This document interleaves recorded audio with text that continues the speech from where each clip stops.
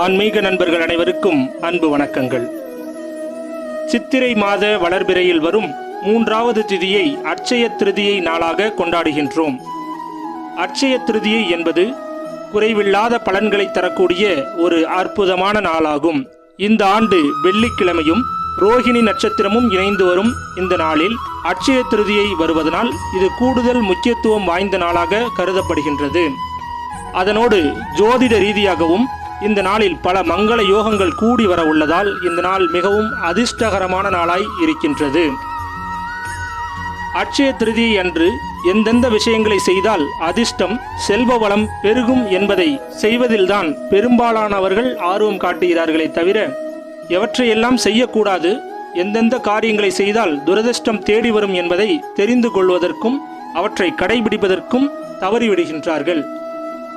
அட்சய திருதியை அன்று செய்யாமல் தவிர்க்க வேண்டிய விஷயங்களை இந்த காணொளியில் நாம் அறியவிருக்கின்றோம். அட்சய திருதியை அன்று செய்யக்கூடாதவை. அட்சய திருதியை அதிர்ஷ்டத்தை தரக்கூடிய ஒரு நன்னாளாகும். அதனால் இந்த நாளில் வீட்டின் எந்த ஒரு அறையும் இருட்டாய் இருக்கும்படி வைத்திருக்கக்கூடாது. வீட்டிலுள்ள அனைத்து அறைகளும் வெளிச்சம் நிறைந்ததாக இருக்கும்படி பார்த்து கொள்ள வேண்டும். அட்சய திருதியை அன்று மகாலட்சுமி தேவியையும் விநாயகரையும் தனித்தனியாக வழிபடக்கூடாது. இந்த 2 தெய்வங்களையும் ஒன்றாக வைத்து வழிபட்டால் மட்டுமே செல்வ வளம் பல மடங்கு பெருகும். ஏதாவது வாங்குவதற்கு வெளியில் சென்றுவிட்டு வெறும் கையுடன் வீட்டிற்கு திரும்பாதீர்கள். தங்கம், வெள்ளி போன்ற விலையுயர்ந்த பொருட்கள் தான் வாங்க வேண்டும் என்பது கிடையாது. வீட்டுக்கு தேவையான மங்கள பொருட்கள் ஏதாவது கூட வாங்கி வரலாம். நீங்கள் நினைத்து சென்ற பொருள் கிடைக்கவில்லை என்றால் வெறும் கையுடன் திரும்பி வந்து விடாதீர்கள். அட்சய திருதி அன்று பூஜையில் வைத்து வேண்டிக் கொண்டு சுவாமி கயிறு, ரட்சை ஏதாவது கட்டிக்கொள்வதாய் இருந்தால் அந்த கயிறு மிக நீண்டதாய் இல்லாதபடி பார்த்து கொள்ளுங்கள். அட்சய திருதி அன்று கடன் வாங்கவோ கடனை திருப்பி கொடுக்கவோ கூடவே கூடாது.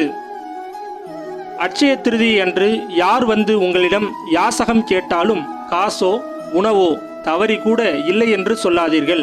தங்களால் இயன்ற உதவியை செய்யுங்கள்.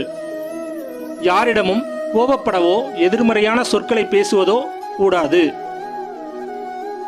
கண்டிப்பாக அசைவம் சாப்பிடக்கூடாது.